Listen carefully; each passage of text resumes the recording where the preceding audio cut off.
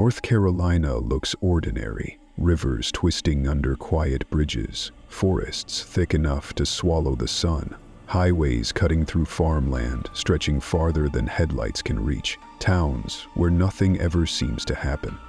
Until something does. Because in North Carolina, ordinary isn't safe. Here, trucks are found still running with no driver inside. Hunters vanish without a sound, leaving their rifles behind.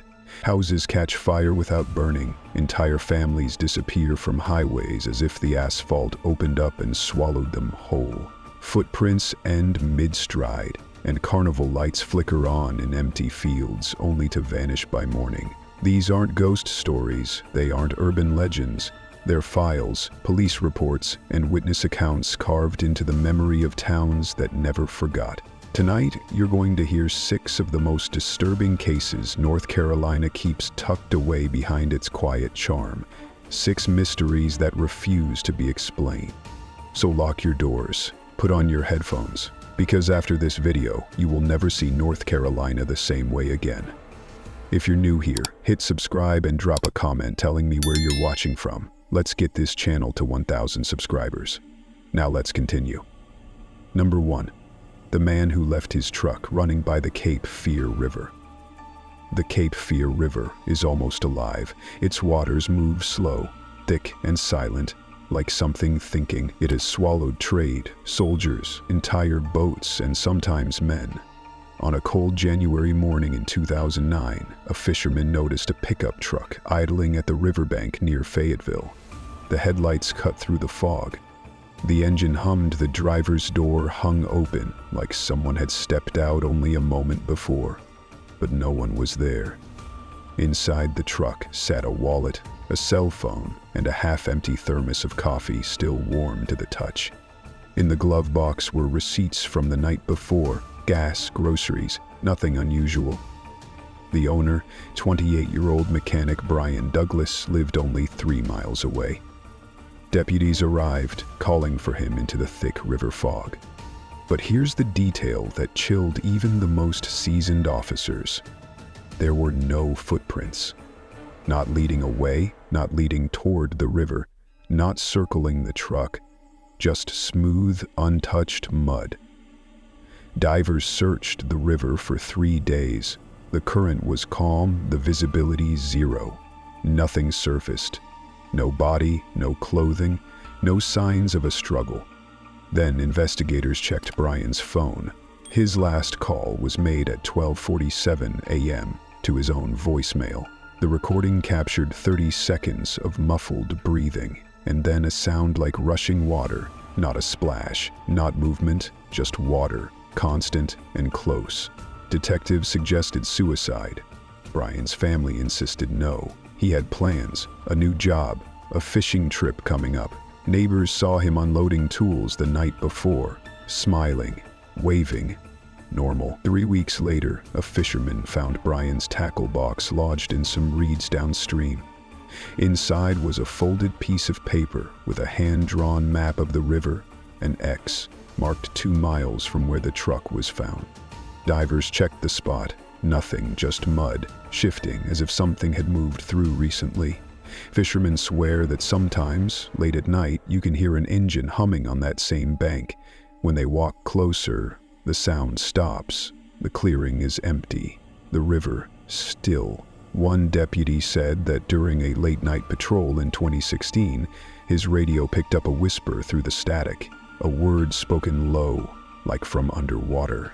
Waiting. Brian Douglas is still missing, and in North Carolina, the river doesn't just take, it keeps. And if water can erase a man without leaving a single footprint, what chance do 2 hunters have when the forest itself decides not to return them? Number 2. The hunters who vanished in the Uwharrie Forest. The Uwharrie National Forest is dense, oppressive. Locals describe it as heavy. The canopy blocks out the sun. The trails twist into one another, and the deeper you go, the more the silence feels unnatural, like it's listening. In November 1981, 2 experienced hunters, David Keller and Franklin Moore, headed into the Uwharrie for a weekend trip. Both were seasoned woodsmen. Both had hunted the area for years. They signed the hunter's log, stepped onto the trail, and vanished. By Sunday night, their families raised the alarm. Search teams entered immediately. Their trucks still sat at the trailhead. The doors were locked. Nothing disturbed. Dogs picked up their scent along a creek and followed it for nearly 2 miles, until the trail abruptly stopped in a stand of pine trees. Not faded, not scattered, stopped.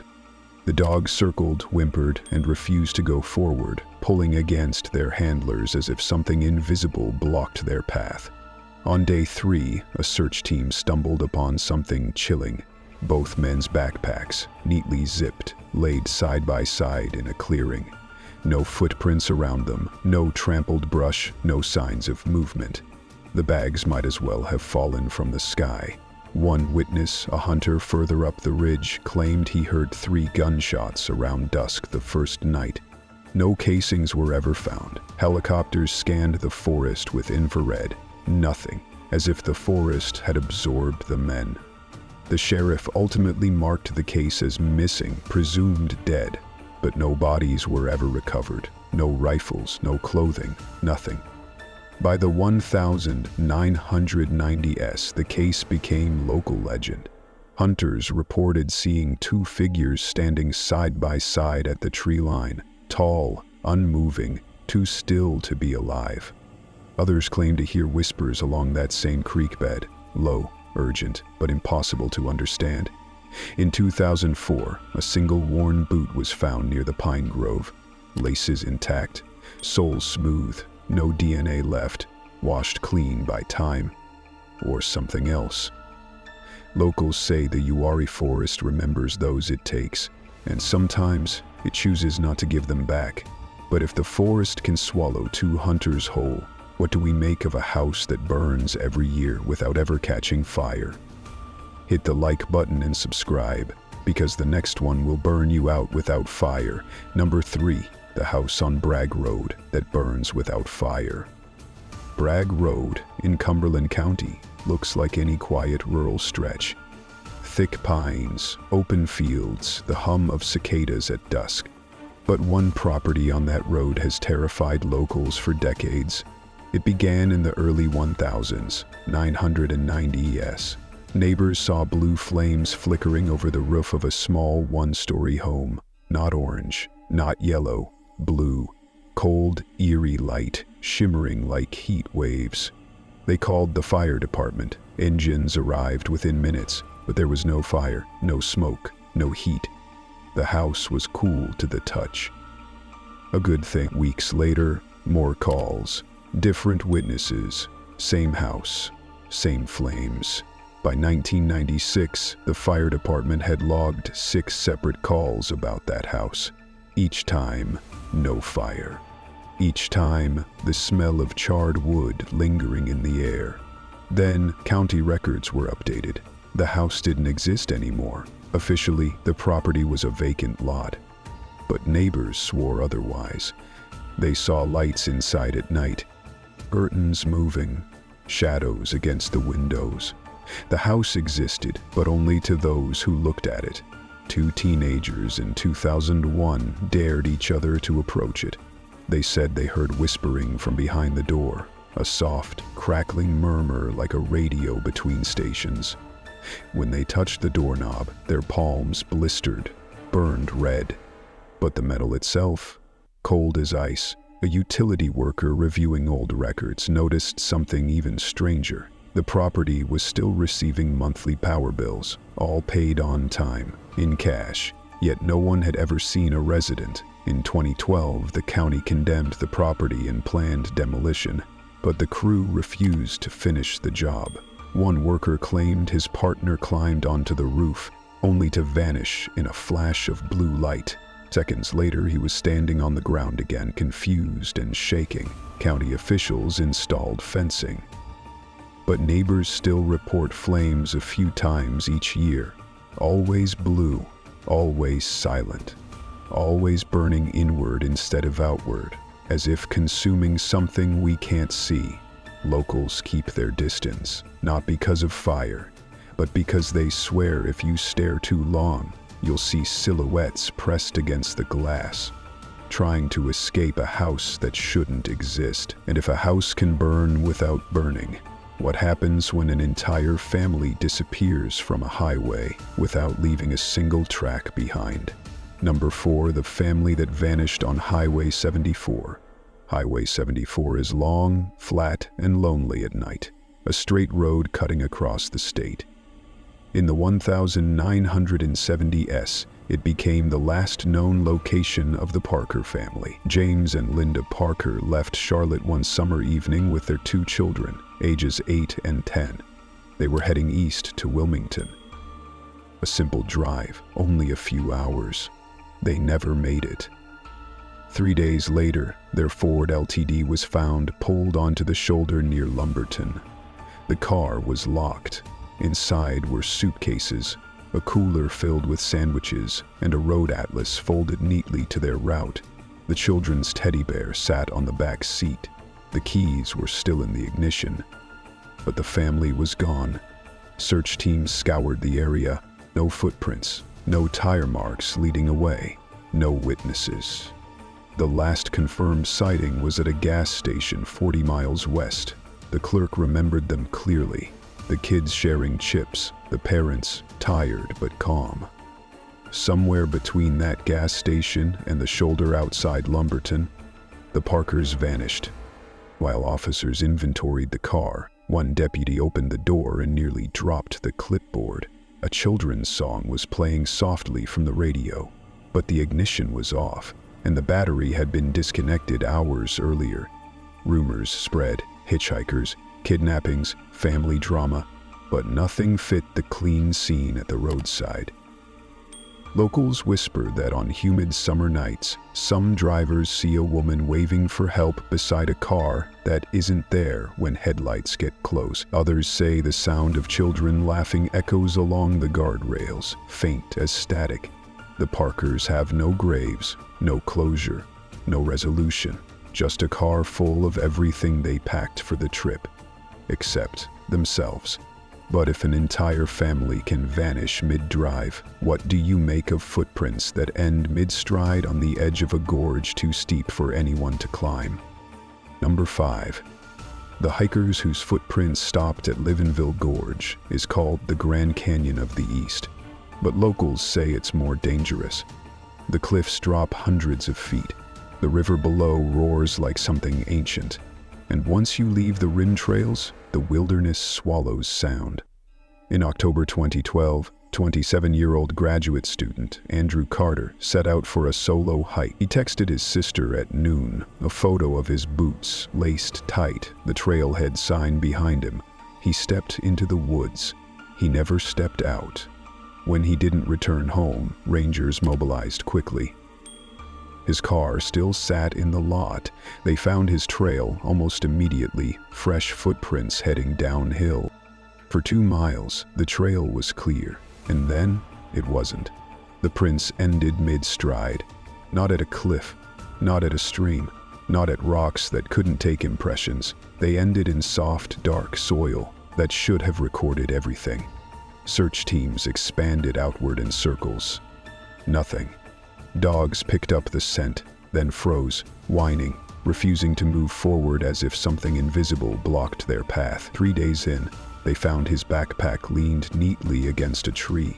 Inside were snacks, water, and his camera. The last photo was taken at 1:17 p.m., a tilted shot of the gorge, as if the camera slipped from his hand mid-click. No further photos, no further tracks. Rangers rappelled the cliffs, dived the river, scanned ravines. Nothing.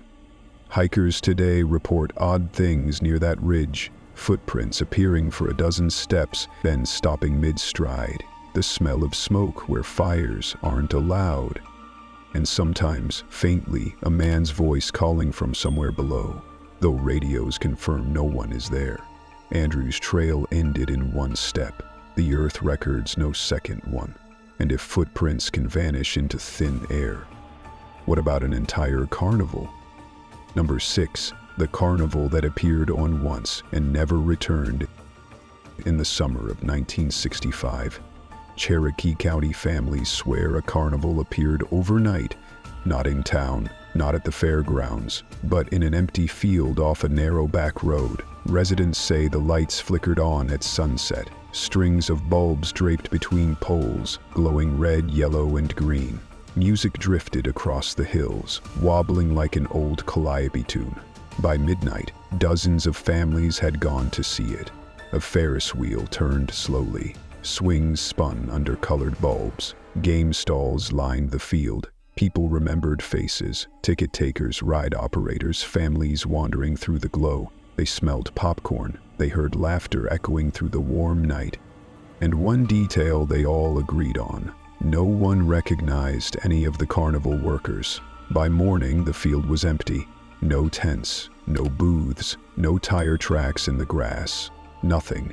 Deputies checked records, no permits issued. No carnival companies passed through that region. No employees recalled being in Cherokee County that summer. Yet, eyewitnesses remained adamant. They described the same lights, the same music, the same Ferris wheel turning slowly under the stars. Years later, in 1972, a farmer clearing brush found wood fragments painted in bright, carnival colors. Tests revealed the paint was far older than 1965. Today, cows graze in that same field, but locals avoid it after dark. Drivers swear that sometimes, parked along the fence line, you can see faint lights flickering across the grass, and if the night is quiet enough, you might hear music drifting through the trees. Not loud, not clear, just enough to remind you that something once came here and may return whenever it wants. 6 stories, 6 places where reality snaps. A truck idling by the river with no driver. Hunters swallowed by a forest that refused to give them back. A house that burns without fire. A family erased from a highway. Footprints ending mid-stride at the edge of a gorge, and a carnival that appeared once and vanished without a trace. These aren't legends, they're reports, records, names, families still waiting for answers. If you listened this far, thank you. Leave a like if North Carolina left a weight on you tonight. Tell us in the comments which mystery haunted you most, and which state we should explore next. Because some places don't want visitors, and some stories don't stay gone once you hear them. And now, you've heard them.